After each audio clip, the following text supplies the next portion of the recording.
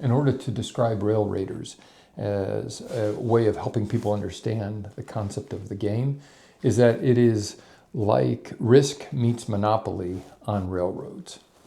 What I mean by Risk is that you're trying to build an empire of railroad lines, trying to connect this railroad line, the CB&Q, with another railroad line that it connects with, let's say the MP. Now that's as if it's one railroad because it connects right here and continues as if it gets a bigger. And if I can find another one, let's say the Norfolk Southern, that connects with that. Now I've got a network that goes all the way from the Northwest all the way out to the East Coast if I was able to get these three railroads.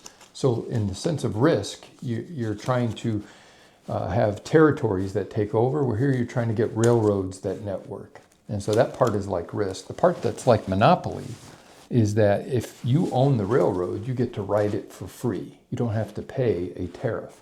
Likewise, if somebody else rides your railroad that you own, let's say I own the Chicago Rock Island Pacific, if someone else has to ride this, especially if they have to get to Tucumcari and they're coming from this direction, then they have to pay me the tariff to ride my railroad. So that's one way that it's like Monopoly, in that way that you're trying to ride as much as possible yourself for free, but you're then also getting paid by others if they have to ride your railroad. The object of the game is to be the first person to return back to your home city with over $350,000 in cash. And the way you earn cash is essentially two ways. One, you earn it by traveling from one city. Say I'm leaving here for Chicago and I've got to get out to Salt Lake City. And you roll the dice and you go, that number of dots is the number of dots that you go, 7, 8, 9, 10.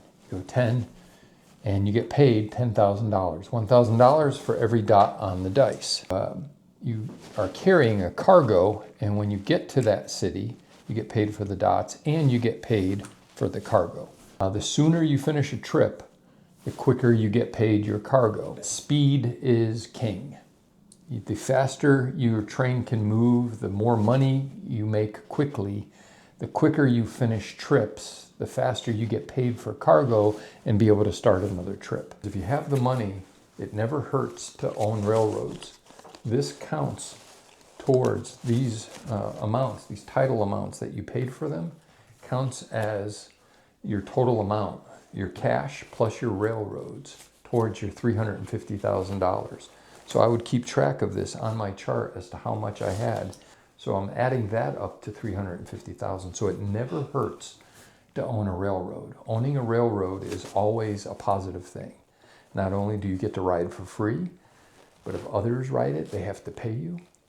And it counts towards your final amount that you need to race home and win. And so that's the basic concept of the game.